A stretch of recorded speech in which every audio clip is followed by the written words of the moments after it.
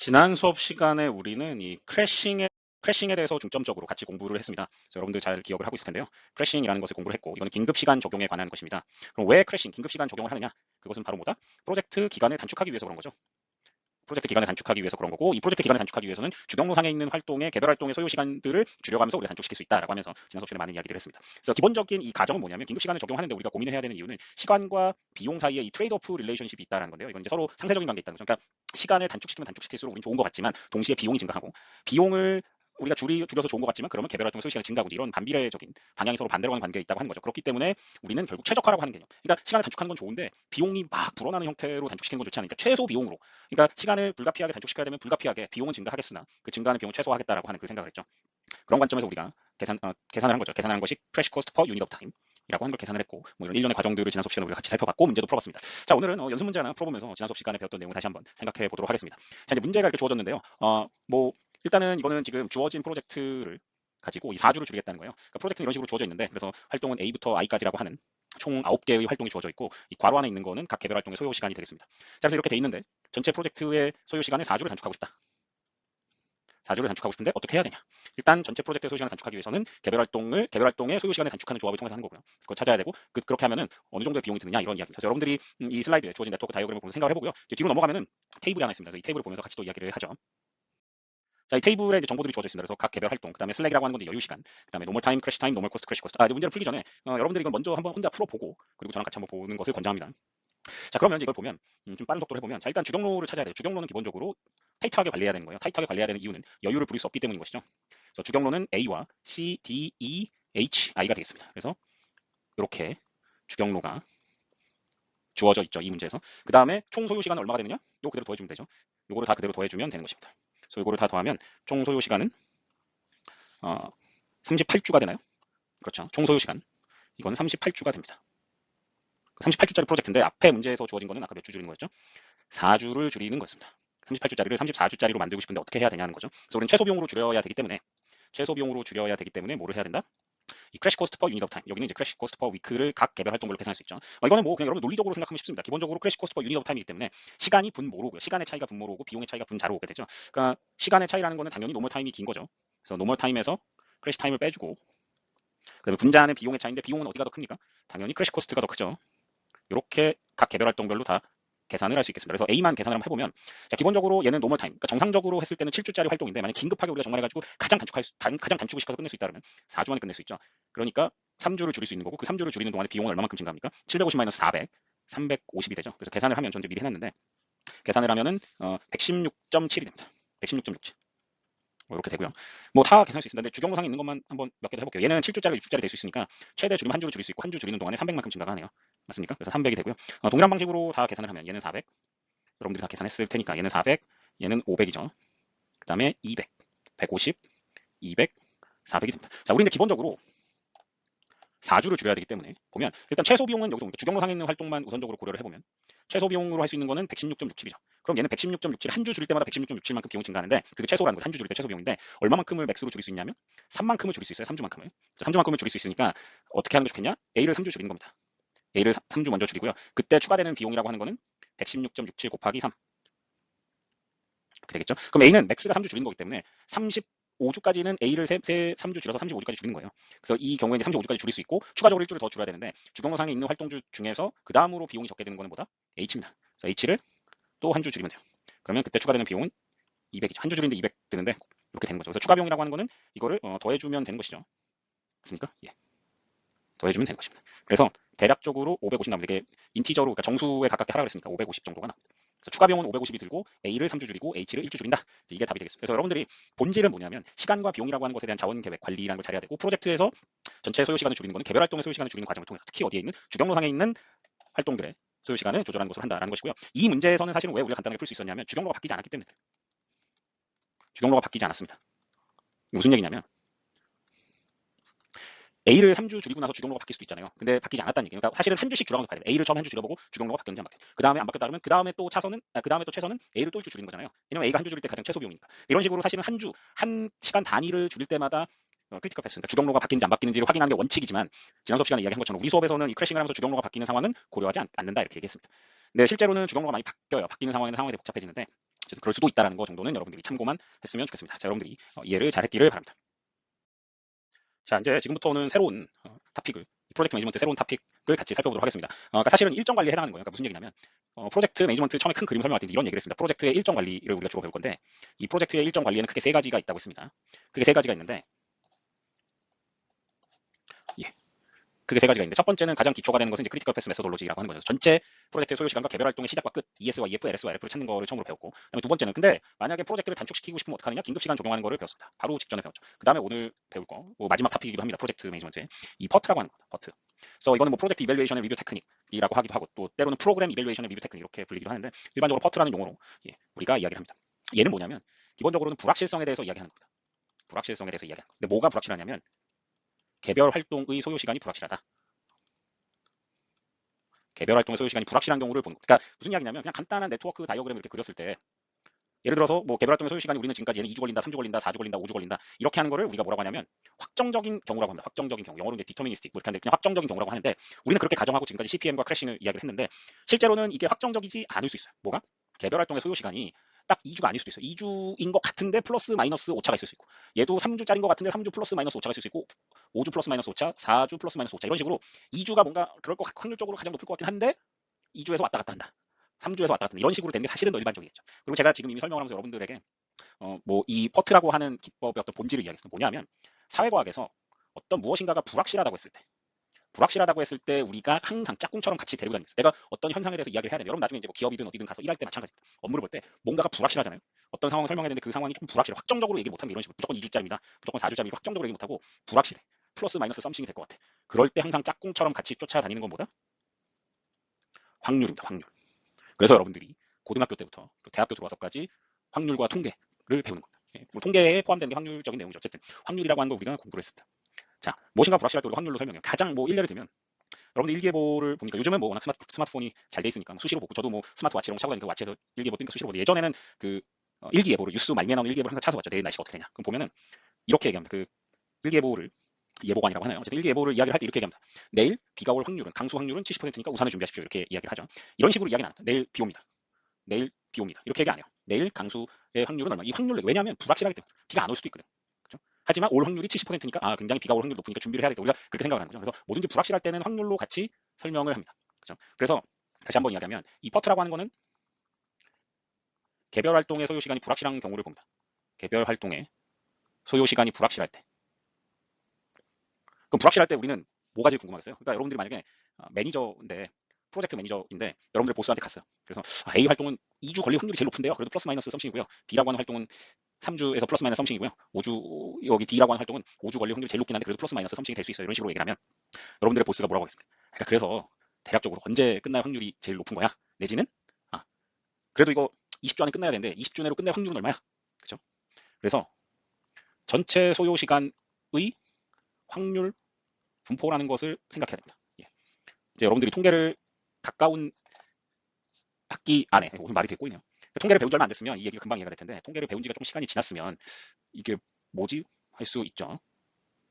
전체 소요 시간 확률 분포라는 것을 우리가 이야기를 하면서 예를 들면 이런 거를 갖고 어떤 것에 대답을 할 수 있냐면 이 프로젝트를 예를 들어서 이 프로젝트를 30주 내에 끝낼 확률은 이런 것에 대해서 대답을 할 수 있다. 그러니까 이게 30주 내에 끝날 수도 있지만 30주를 더 오버할 수도 있고 왜냐하면 개별 활동 소요 시간이 왔다 갔다 하니까 불확실하니까 그래서 확률로 얘기한다. 30주 내에 끝낼 확률이 60%입니다. 마치 내일 비가 올 확률이 60%입니다. 이런 거 얘기하는 거랑 비슷한 개념입니다. 그래서 퍼트에서는 개별 활동 소요 시간이 불확실하고 그 불확실성 때문에 전체 소요 시간의 확률 분포화해서 이 프로젝트를 몇 주 내에 끝낼 확률 이런 것에 대한 대답을 할 수 있다는 거. 자, 그래서 뭐 퍼트에 대한 이야기는 사실 다 한 거고 실제로 어떻게 적용하는지만 보면 되는데 여기 나와 있는 내용은 뭐 그래도 한번 봐야 되겠죠. 퍼트라고 하는 게 뭐의 줄임말이고 기본적으로는 불확실성에 대한 거예요. 개별 활동의 소요 시간이 불확실하니까 당연히 전체 소요 시간도 불확실한 겁니다, 여러분. 전체 소요 시간도 불확실하다. 그렇죠? 그리고 CPM과는 좀 다른데 CPM은 기본적으로 모든 개별 활동의 그 노멀 타임이 일정하다. 그렇죠? 그 안정돼 있다. 확정적이다. 이렇게 이야기를 했었죠. 그래서 이런 내용을 기억하기를 바랍니다. 우리가 다시 한번 제가 이 내용에 대한 큰 그림을 그려본 다음에 세세한 내용으로 들어가도록 하겠습니다. 자, 일단은 이런 시퀀스예요. 개별 활동의 소요 시간이 불확실합니다. 그 불확실하기 때문에 확률적으로 이야기를 하고 싶습니다. 그렇죠? 확률적으로 이야기를 하고 싶은데 그냥 뭐 아무 그런 체계도 없이 확률적으로 이야기할 수 없으니까 개별 활동의 소요 시간이 어떤 특정한 확률 분포를 따른다고 가정합니다. 그렇죠? 그리고 개별 활동의 소요 시간에 소요 시간의 확률 분포가 합쳐지면 전체 소요 시간의 확률 분포가 된다라고 이야기할 수 있습니다. 예, 아직까지 이제 이렇게 정도만 설명을 하면 이해가 잘 되지 않는 학생들도 많을 것 같아요. 이해가 되지 않는 게 당연할 수도 있습니다. 그래서 걱정할 필요 없고요. 차근차근히 보면 됩니다.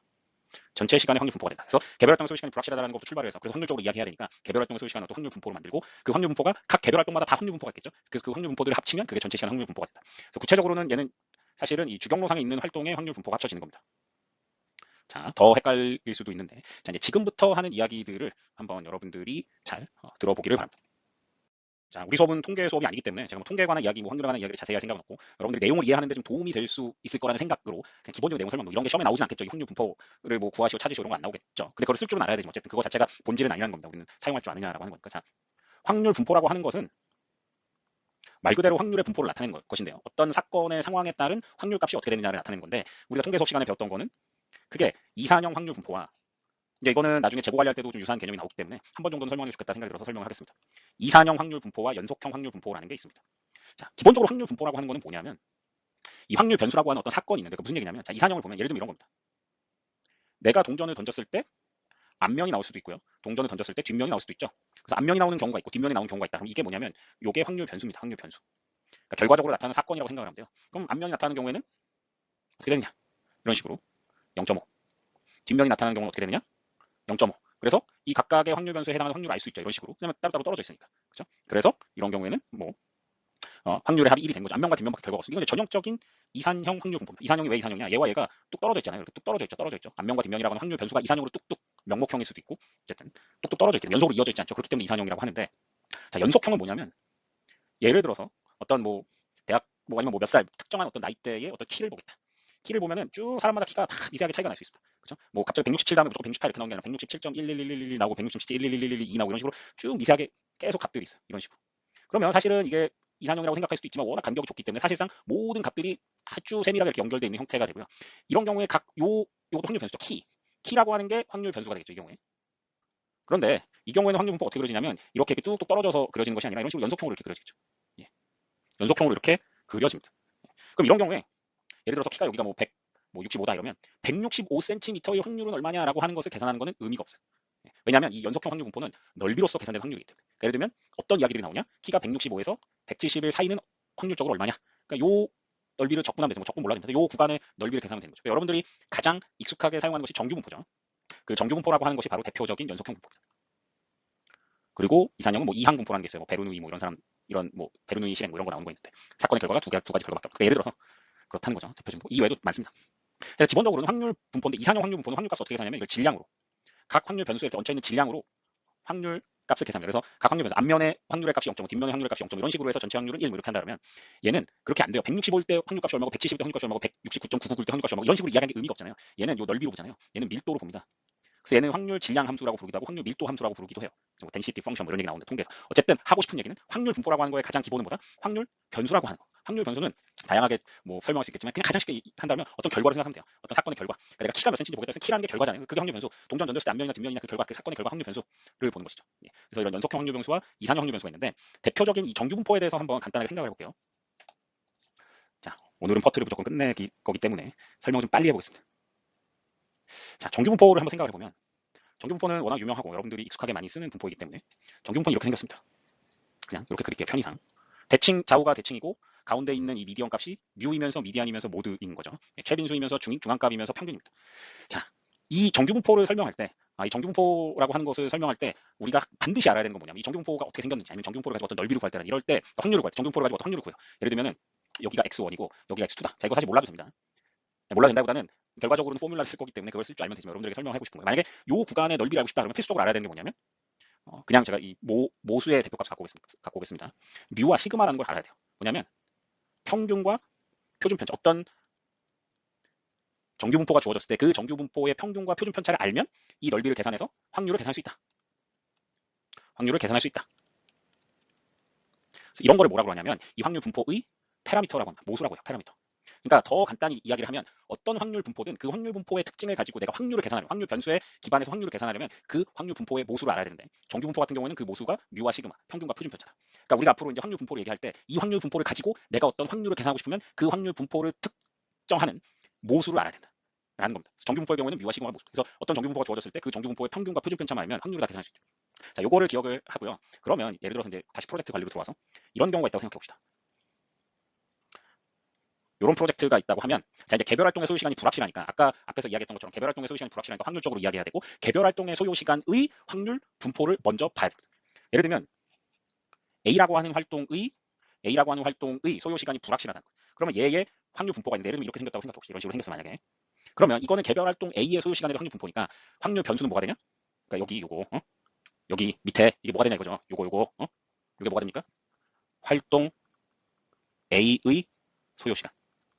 활동 A의 소요 시간에 대한 확률 분포가 하나 만들어지고 그 다음에 같은 맥락으로 활동 B에 대한 소요 시간, 그 글씨는 좀 날려서 쓰겠습니다. 활동 B의 소요 시간에 대한 확률 분포가 또 하나 주어지고 그냥 다 독립된 사건이니까 그 다음에 C에 대한 게 또 주어지고 D에 대한 게 주어지는데 예를 들어서 크리티컬 패스가 A, B, D다 라고 하면 얘와 얘의 확률 분포를 다 더해서 합해진 개념으로 생각해서 뭐가 하나 또 나온다는 겁니까 이번에는?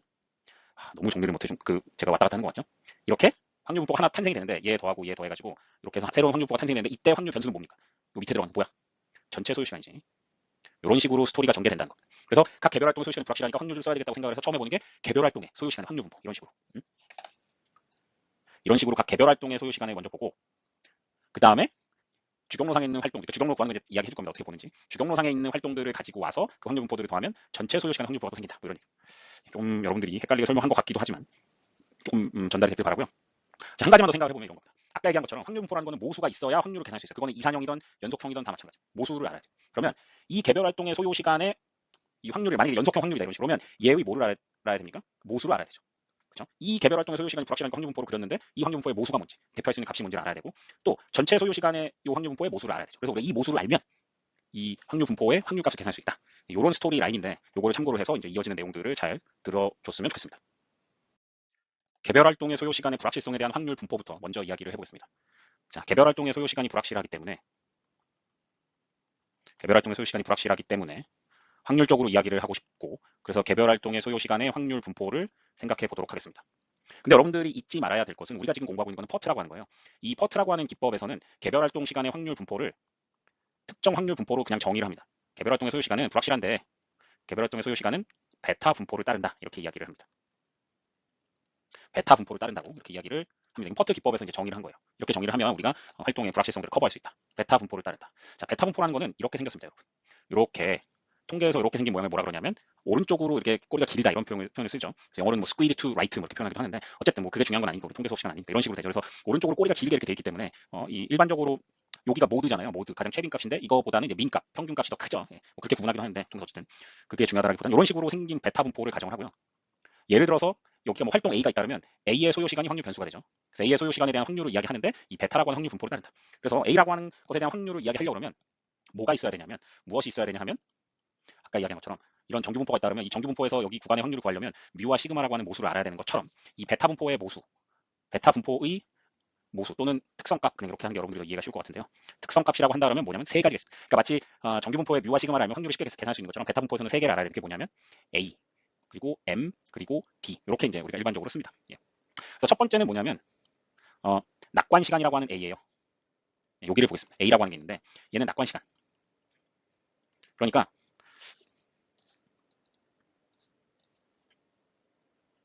낙관 시간은 뭐냐면 가장 빨리 끝낼 수 있는 시간.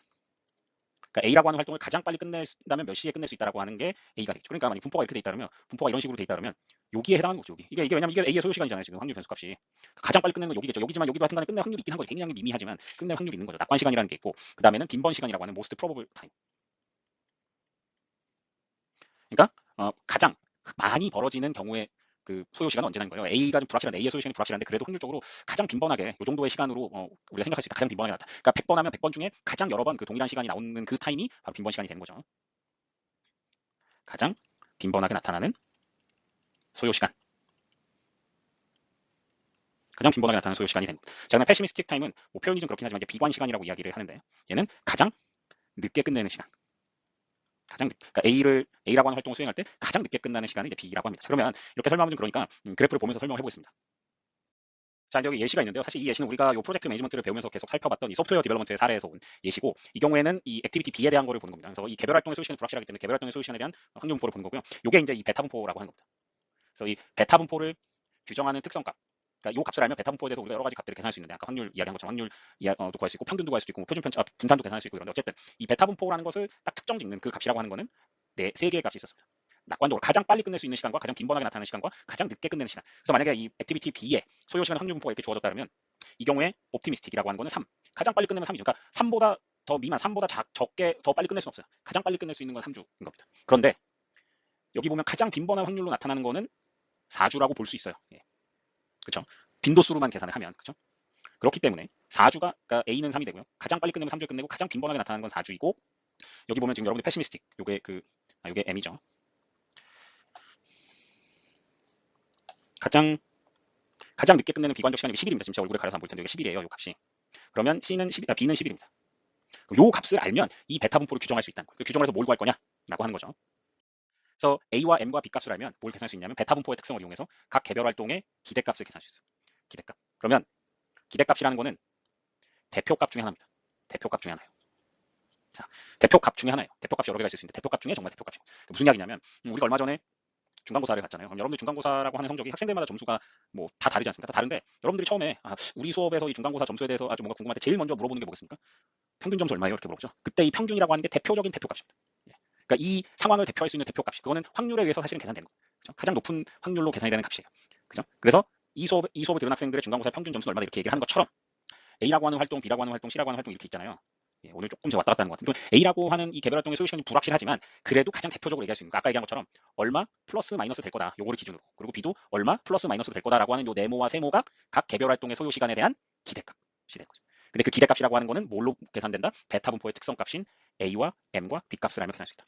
더 단순하게 얘기하면 각 개별 활동의 A, M, B 빈번, 낙관, 빈번, 비관 요 시간을 알면 각 개별 활동 시간에 요 네모와 세모, 뭐 동그라미 이런 거 다 계산할 수 있는 거죠. 예. 계속 해보겠습니다. 그 다음에 동시에 분산도 계산할 수 있어요. 분산도 나오게 되죠. 왜냐하면 이제는 확정적인 값이 아니기 때문에 대표값이 있다 그래도 그 대표값으로부터 실제 다른 값들이 얼마큼 떨어져 있는지의 편차 정도를 보는 게 분산이잖아요. 이 정도만 설명하겠습니다. 그래서 더 단순하게 얘기하면 각 개별 활동의 소요 시간 확률 분포로부터 A와 M과 B를 찾아서 이걸 계산할 수 있다는 거예요. 기대값과 분산을 계산할 수 있다라고 하는 게 지금까지의 설명이 되겠습니다.